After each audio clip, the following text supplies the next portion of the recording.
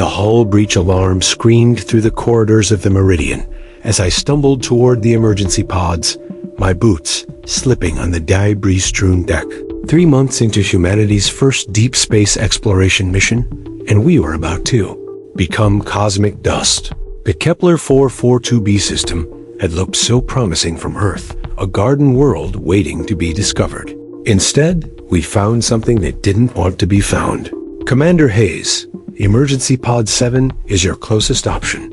Aria's synthetic voice crackled through my unit, distorted by the electromagnetic interference that had been plaguing our systems. Since we'd entered the planet's orbit, I sealed the pod's hatch just as the ship's reactor went critical.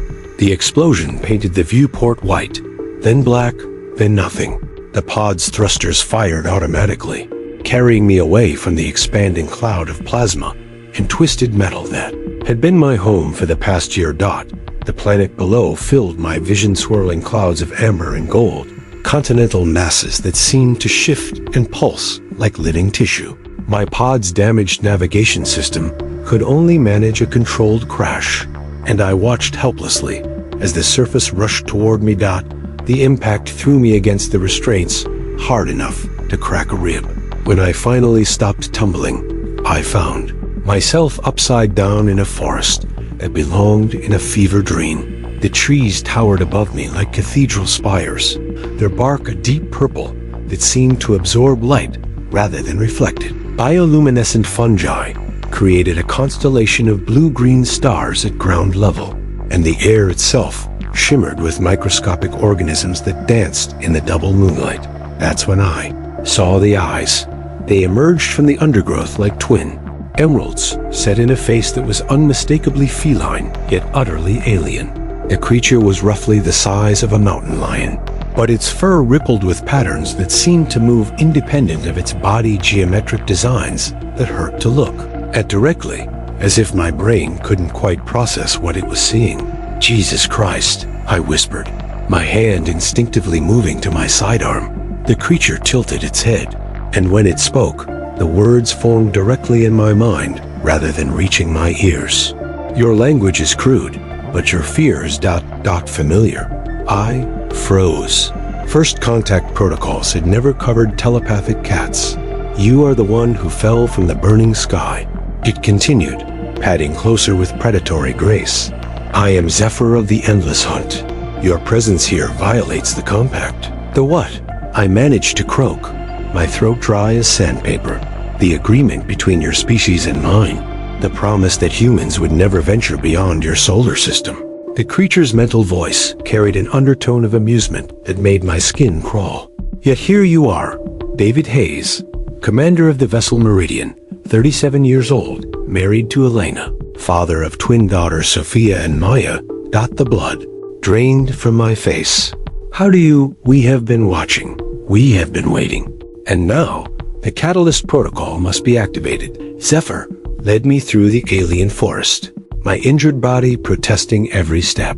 The bioluminescent fungi seemed to respond to our presence, brightening and dimming in waves that followed our movement. Above us, the canopy was alive with creatures that defied classification, things that were part plant, part animal, part machine. "The compact," I said, breaking the silence that had stretched between us for the past hour.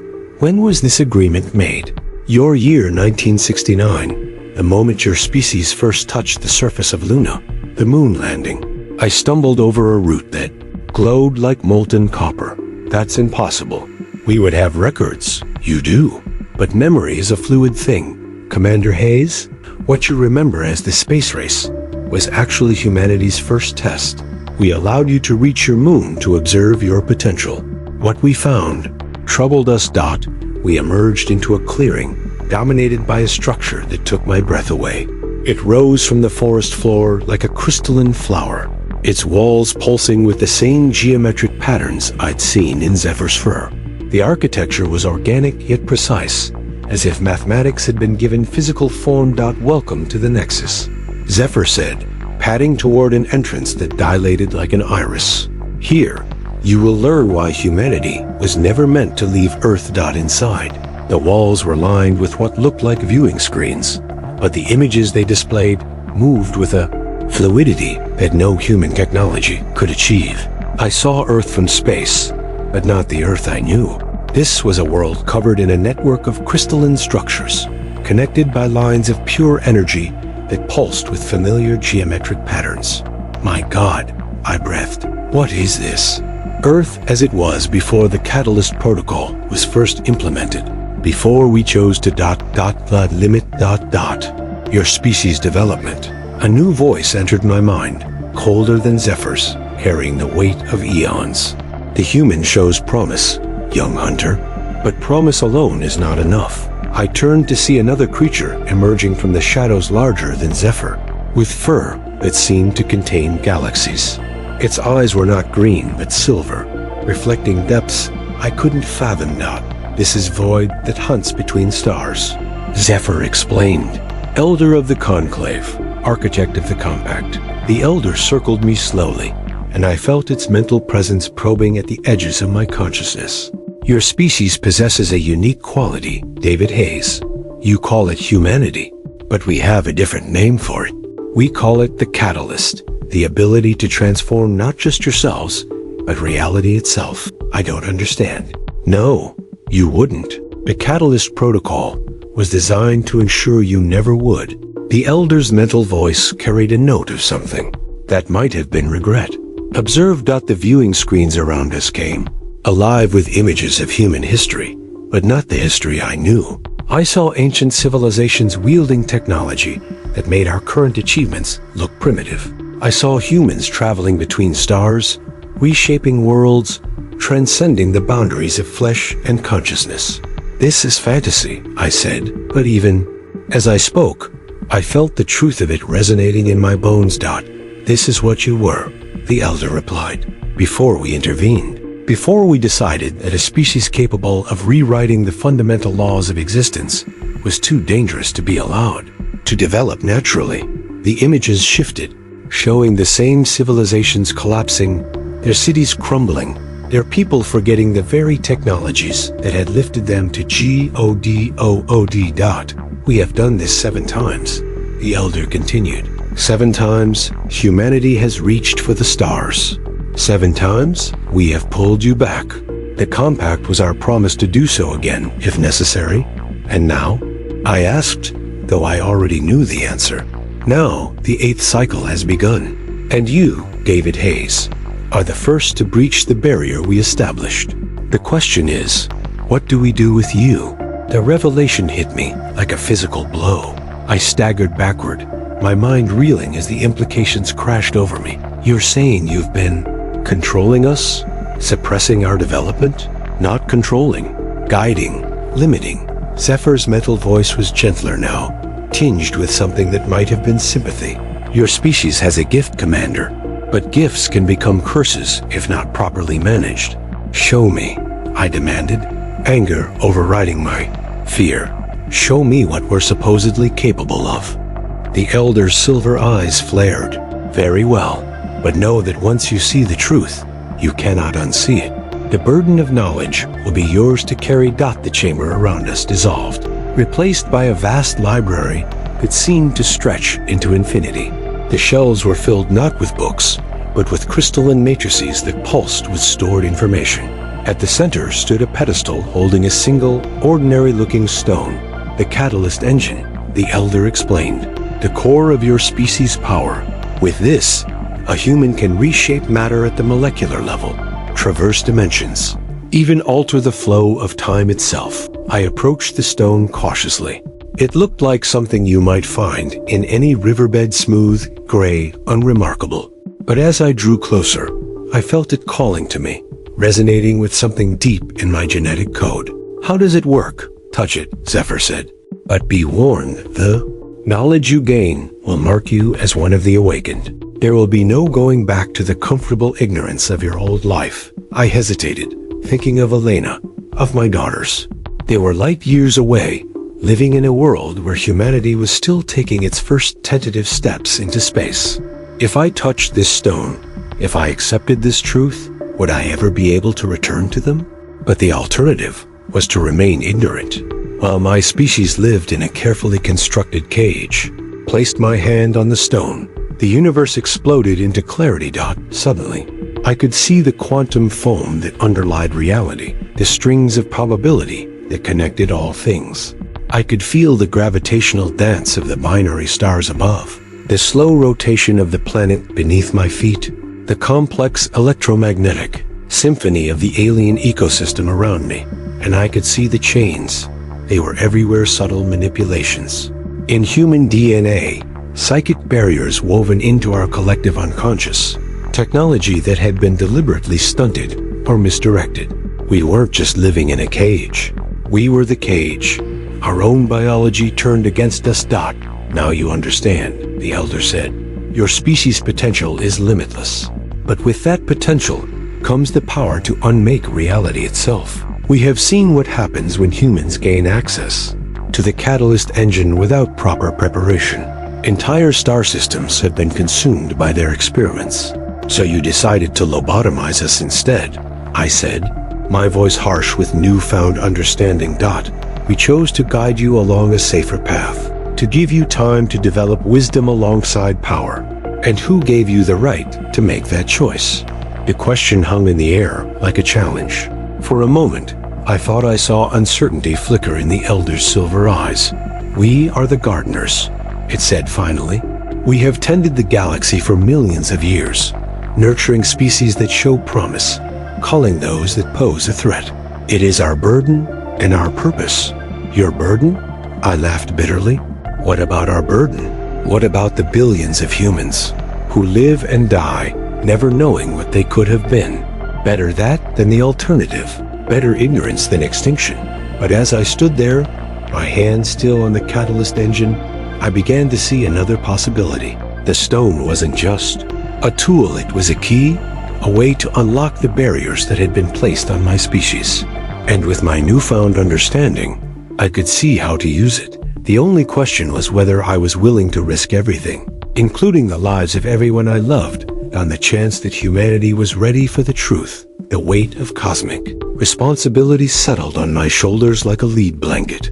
I could feel the catalyst engine's power flowing through me, showing me possibilities that stretched beyond imagination. But with that power came a terrible understanding of what I was about to do. If I activate this, I said, my voice barely above a whisper, what happens to the barriers you've placed on humanity? They will begin to dissolve, the elder admitted. Your species will start to remember what it once was.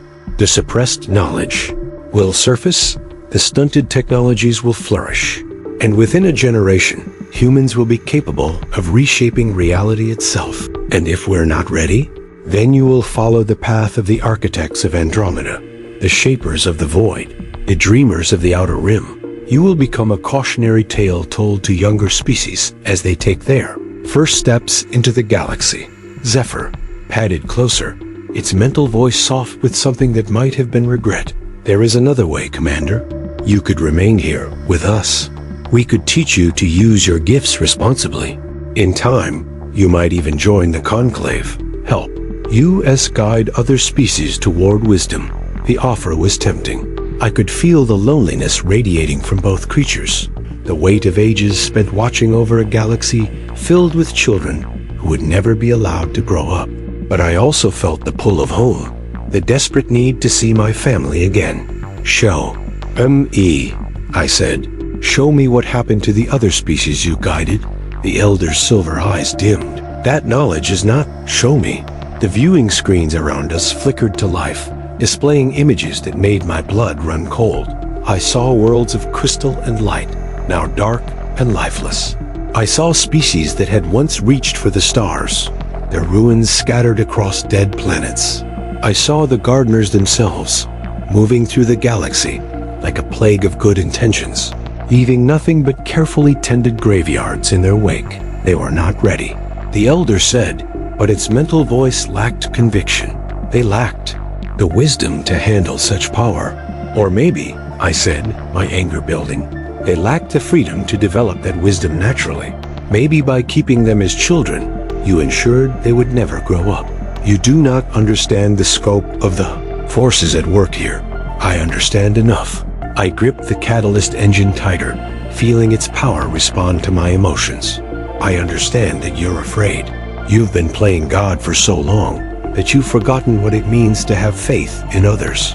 A chamber began to tremble as the stone in my hand pulsed with increasing intensity. I could feel the barriers around Earth beginning to crack, the psychic chains that bound my species starting to weaken. Stop. The Elder commanded, its mental voice thundering through my consciousness. You will doom your entire species. Maybe, I admitted, but at least it will be our choice to make. That's when Zephyr did something I didn't expect. Instead of trying to stop me, it stepped forward and placed one massive paw on my shoulder. Then we will help you, it said simply. The Elder whirled on its younger companion. What are you doing? What we should have done millennia ago, Zephyr replied. Trusting in the potential, we claimed to see that the betrayal hit the Elder like a physical blow. I would risk everything for the chance to see if we were wrong. Zephyr's mental voice was steady, certain. This human shows something the others lacked. Not just power, but the wisdom to question his own actions. Perhaps it is time to discover what humanity can truly become. The Elder's form began to blur and shift, its galaxy fur darkening to the color of a starless void. Then you are both fools. And when your species burns the galaxy to ash, the responsibility will be yours alone. With that, it vanished, leaving me alone with Zephyr and the weight of a decision that would echo across the cosmos.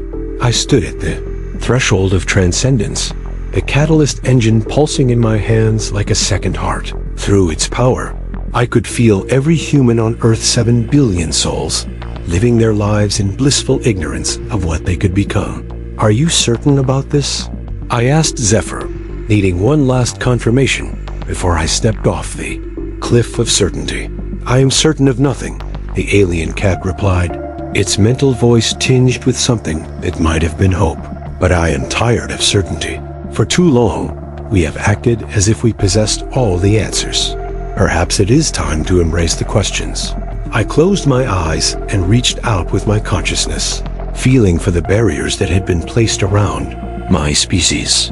They were there, subtle but pervasive, woven into the very fabric of human development. Genetic locks that prevented our brains from accessing their full potential. Psychic dampeners that kept us from perceiving the quantum nature of reality. Cultural programming that made us fear the very technologies that could set us free. With careful precision, I began to unravel them. The effect was immediate and overwhelming. Across the galaxy, I felt the barriers dissolving like morning mist. On Earth, a physicist in Geneva suddenly understood the true nature of quantum entanglement. A child in Tokyo began to see the mathematical patterns that governed the dance of atoms. An artist in Sao Paulo started painting with colors that existed outside the normal spectrum of light. But with understanding came responsibility.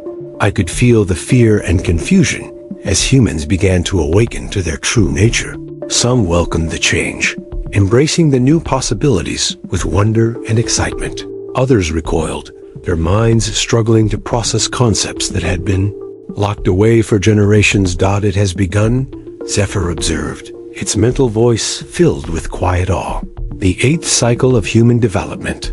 But this time, there will be no gardeners to guide the outcome. We'll guide ourselves, I said, feeling the truth of it resonate through the catalyst engine. We'll make our own mistakes, learn from our own failures.